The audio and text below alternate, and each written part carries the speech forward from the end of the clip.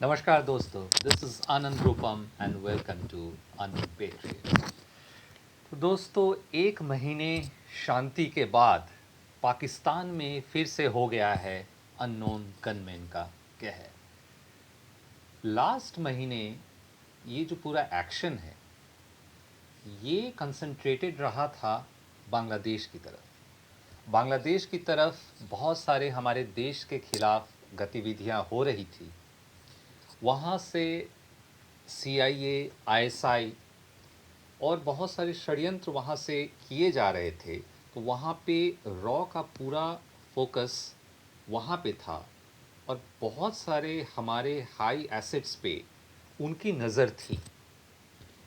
तो उनको एलिमिनेट करने के लिए बांग्लादेश में हमारे जो अननोन गनमैन हैं वो काम कर रहे थे। आपने सुना होगा कि इसी बीच में कई सारे हमारे दुश्मन बांग्लादेश में एलिमिनेट हुए। लेकिन फिर से फोकस इस बार पाकिस्तान पे आ गया है। अब पाकिस्तान में एक इतना बड़ा आतंकी एलिमिनेट हुआ है जिसके बारे में मेन स्ट्रीम मीडिया में कोई खबर नहीं है। इस बंदे का नाम था राहिल रईस। राहिल रईस रावलकोट में एक मस्जिद में नमाज पढ़ने जाता है। वो सजदा करने के लिए झुकता है और उसके बाद फिर वो उठता नहीं है। अननोन गनमैन उन्हें वहीं ठोक देते। ये राहिल रईस जो थे, इसका बैकग्राउंड अगर आप सुनेंगे तो आप चौंक जाएंगे कि ये one of the most top terrorist list में था और इसकी पकड़ हाफिज सईद के एकदम टॉप कमांडिंग टीम्स में से थी। ये बंदा उधमपुर से लेके पठानकोट, उरी, सब में इसका कहीं ना कहीं डायरेक्टली और इनडायरेक्टली इस बंदे का इन्वॉल्वमेंट था। इस बंदे का एलिमिनेशन एक बहुत बड़ा झटका है पाकिस्तानी स्टैब्लिशमेंट के लिए और ISI के लिए। लेकिन इसे एलिमिनेट करना इतना आसान नहीं था। एक हाई लेवल की टीम बनती है दिल्ली में और मेजर रवि, यहाँ पे नाम बदलना ज़रूरी होता है, सही नाम कभी भी इंटेलिजेंस की दुनिया में बताई नहीं जाती है। तो मेजर रवि जो हैं उन्हें टास्क दिया जाता है जो कि फ़िलहाल रॉ में कोवर्ट ऑपरेशन के एक टीम को, POK बेस्ड टीम को वो हेड कर रहे थे। उन्हें दिल्ली के हेडक्वार्टर में, रॉ के हेडक्वार्टर में तलब किया जाता है और उन्हें एक बहुत बड़ा जिम्मा सौंपा जाता है कि इस बंदे को एलिमिनेट करना है। और उस टास्क में 3 और नाम थे जिन्हें एलिमिनेट करने का इन्हें दायित्व दिया जाता है। इस लिस्ट में एक और नाम था रहीम खान। वो भी हाफिज सईद का टॉप कमांडर्स में से एक था और मल्टीपल इनके रोल्स रहे हैं। 2011 से 2024 के बीच में बहुत सारे टेररिस्ट जो हमले हुए हैं उनको अंजाम देने में। लेकिन चैलेंज फिलहाल ये हो गई थी कि जितने भी टॉप कमांडर्स जैश के या LET के थे, इन लोगों ने अपनी आइडेंटिटी को छुपा लिया था। तो आइडेंटिटी को ट्रैक करते हुए इन तक पहुंचना और एलिमिनेट करना ये एक बहुत ही क्रूशियल एस्पेक्ट था, क्योंकि GHQ रावलपिंडी से ही इनको पूरी तरीके से संरक्षण दी गई थी। इनका हुलिया तक बदल दिया गया था, इन्हें एक नई पहचान दी गई थी और इसके बाद ये लोग एक कंप्लीट हाइबरनेशन मोड में काम कर रहे थे। बहुत ही सीक्रेटिवली ये लोग काम कर रहे थे। ये लोग पिछले 1 साल से कंप्लीटली अंडरग्राउंड थे। अंदर से ये लोग काम कर रहे थे, लेकिन ऊपर से इनकी ये 2-3 जो कमांडर थे, क्योंकि इन्हें पता था, क्योंकि इनकी भी एक अपनी इंटेलिजेंस सोर्स होती है और इनको अंदेशा था कि इनकी जो इतनी बड़ी बड़ी इन्वॉल्वमेंट है तो हमारे अननोन गनमैन के रडार पे ये होंगे ही, ये वो खुद जानते थे, और इसलिए इन लोगों ने अपना आइडेंटिटी छुपा लिया था। इसमें से सबसे बड़ा जो हमें सफलता मिली थी वो थी ज़हूर मिस्त्री की, जो एक कारपेंटर का शॉप चलाता था। और ये वही बंदा है जो रूपिन कटियार पे हमला किया था 99 का कांदाहार प्लेन हाईजैक, आपको याद होगा। उसकी आइडेंटिटी भी रिवील होती है। हालांकि आज का ये वीडियो ज़हूर मिस्त्री पे नहीं है, ज़हूर मिस्त्री पे एक अलग से कंप्लीट डिटेल्ड वीडियो बनानी पड़ेगी। लेकिन ज़हूर मिस्त्री के तरह ही ये राहिल रईस और रहीम खान ने भी अपनी आइडेंटिटी छुपा ली थी। तो मेजर रवि को जब यह टास्क दिया गया राहिल रईस को आइडेंटिफाई करने के लिए, तो उन्हें बहुत मशक्क़त करनी पड़ी थी। उनको एक अपनी पूरी एसेट तैयार करनी पड़ी थी पीओके में। पीओके में ये जाना गया कि ये रईस का एक परिवार है। एक्चुअली इसकी 2 बीवियां हैं, और इसकी छोटी बीवी पीओके की एक गांव में रहती थी, और वहाँ उसका अक्सर आना जाना लगा रहता था। तो उस गांव के ही कुछ लोकल एसेट को यूज़ करते हुए उसके घर में, जहाँ उसकी छोटी बीवी रहती थी, वहाँ पे निगरानी रखी जाने लगी। लेकिन महीनों बीत गए, उसका कोई अता पता नहीं था। तब एजेंसी को लगा कि यहाँ कुछ और काम करना पड़ेगा। यहाँ ये तक पता चल रहा था, और यहाँ पे फ्रस्ट्रेशन एजेंसी को ये भी मिल रही थी कि इस बंदे का आइडेंटिटी पूरी तरह से बदल चुका है, और ये अब पीओके के उस गांव में आता तक नहीं। तो फिर दूसरा रास्ता इख्तियार करना बहुत ज़रूरी हो गया था। फिर एक काम किया गया कि लाहौर के 6 डिवीज़न कोर में, आर्मी के, वहाँ पे कुछ बंदों को जो डेटाबेस वगैरह को देखा करते हैं, उनको ट्रैक करने की कोशिश की गई, और देखा ये गया कि इनमें से किनको तोड़ा जा सकता है, किसको ट्रैक किया जा सकता है, और किसे ब्लैकमेल करके अपना काम निकलवाया जा सकता है। वहीं एक बंदा मिलता है जो अपने ही सीनियर ऑफिसर की वाइफ के साथ इन्वॉल्व था। उसके बहुत सारे फोटोग्राफ्स लिए जाते हैं, और उस बंदे के घर अचानक हमारे एजेंसीज़ के लोग पहुंच जाते हैं, और उसके करतूतों के फोटोग्राफ्स और एविडेंस दिखाए जाते हैं उसको। और इतना होते ही उसे ये तो समझ में आ गया था कि अब वो ब्लैकमेल होने जा रहा है, पर उसके पास और कोई उपाय नहीं था।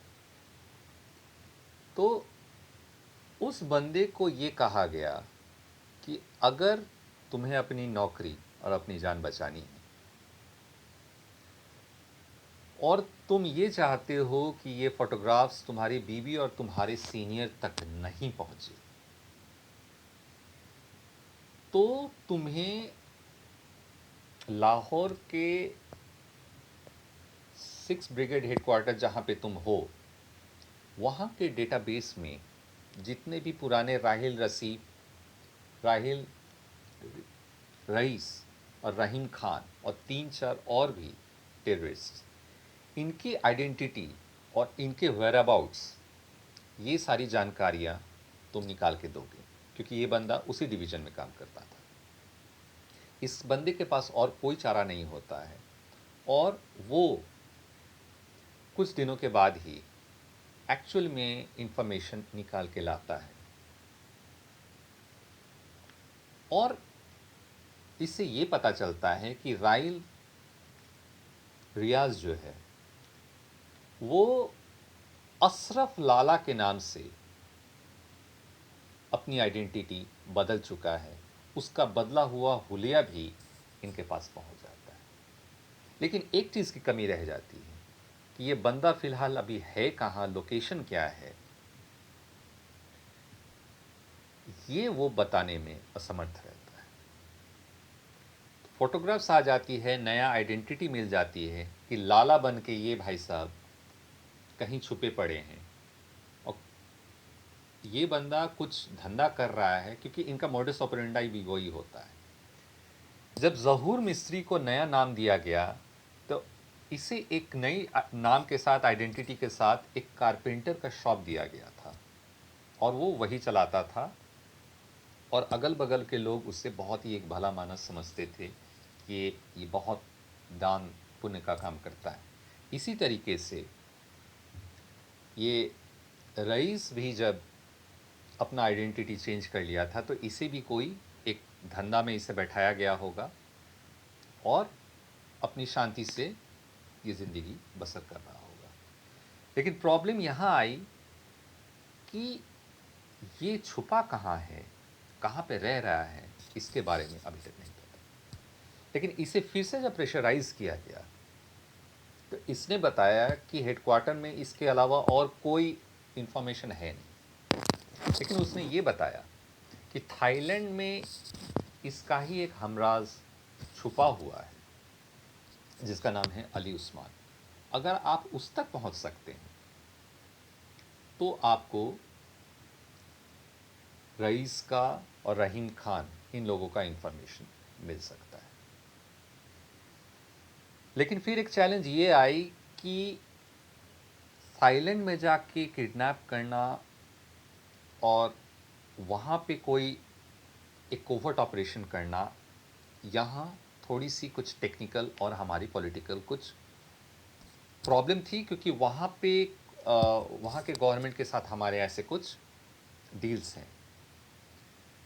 तो हुआ यूँ कि उनके साथ ऐसी संबंध जो एक ऐसा रैपो बना कि ये बंदा को उनके अथॉरिटीज़ के साथ बात करते हुए पूरे प्लानिंग के साथ कि तुम्हें किसी काम से दुबई ले जाया जा रहा है, ये करके फ़्लाइट में बैठाया जाता है। थाई अथॉरिटीज़ उस चीज़ को जान रहे होते हैं और अचानक खबर आती है कि वो बंदा दिल्ली में उतरता है, दिल्ली में स्टॉप ओवर के लिए, और दिल्ली से उस बंदे को हमारी एजेंसियाँ पकड़ लेती हैं।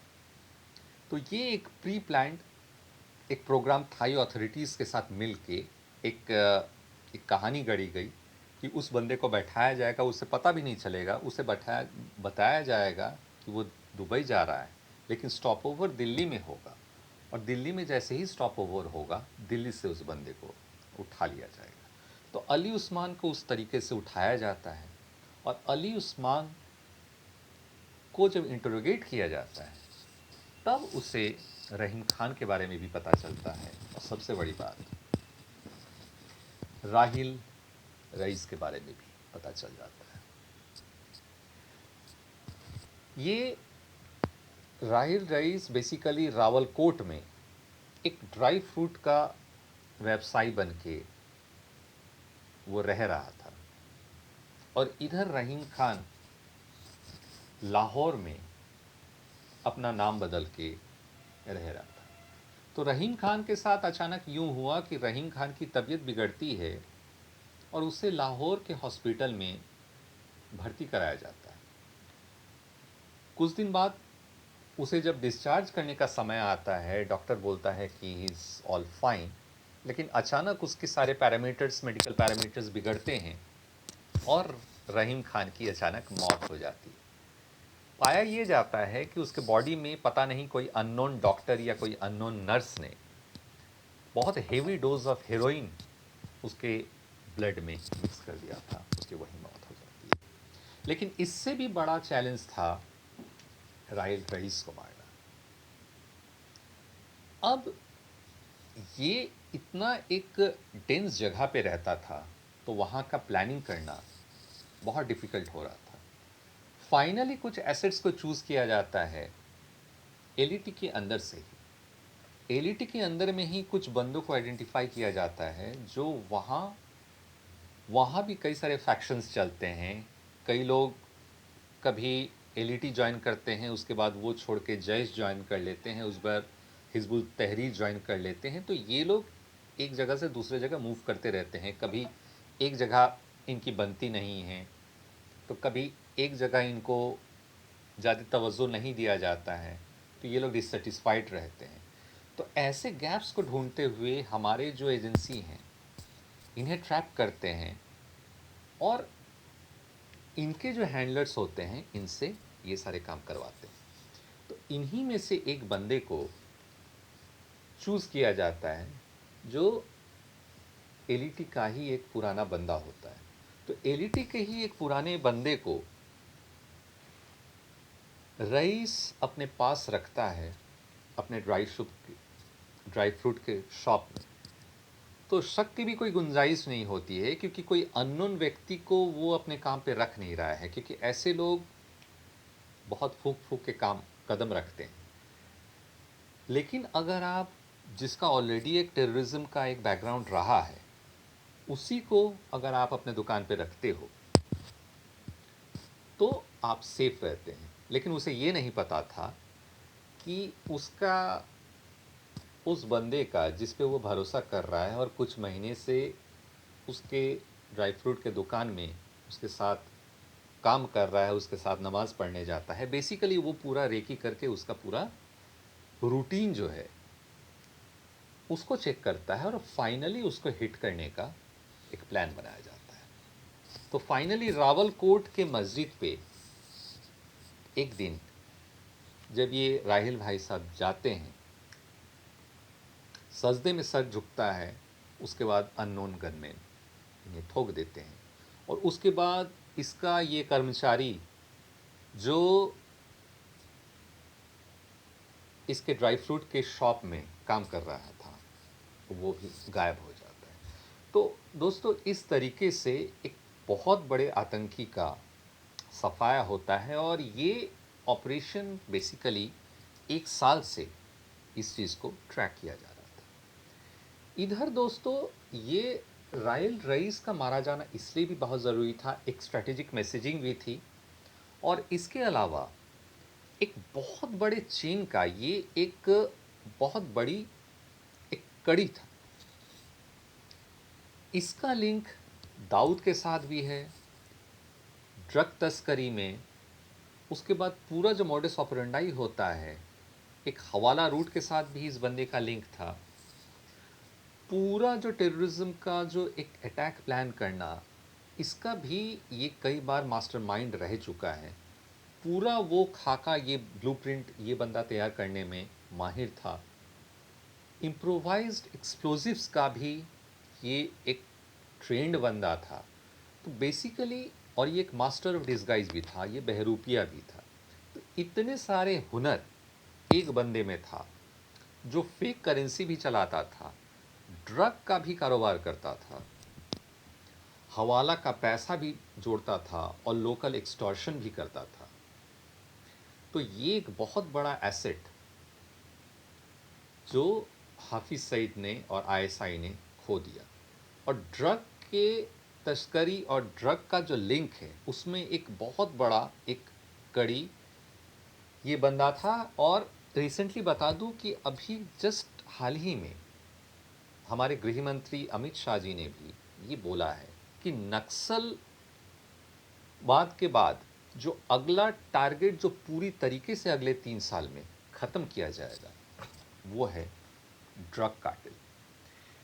ड्रग कार्टेल को ख़त्म करने के लिए एक बहुत बड़ी एक टीम बन चुकी है, उसका खाका भी तैयार हो चुका है। इस पे फर्दर जब भी कोई डिटेल अपडेट आएगा तो हम इस पे चर्चा करेंगे। लेकिन मान के चलिए कि अमित शाह जी ने अगर कहा है कि ड्रग कार्टेल पे एक बहुत कठोर कदम लिया जाएगा तो वो हो के रहेगा, क्योंकि ड्रग कार्टेल पे और ड्रग पे अगर एक डायरेक्ट चोट पहुंचती है तो टेररिज्म की मान लीजिए रीढ़ की हड्डी टूट जाएगी। तो इसी नोट पे दोस्तों मैं आनंद रूपम आज का एपिसोड समाप्त करता हूँ। जय हिंद, वंदे मातरम।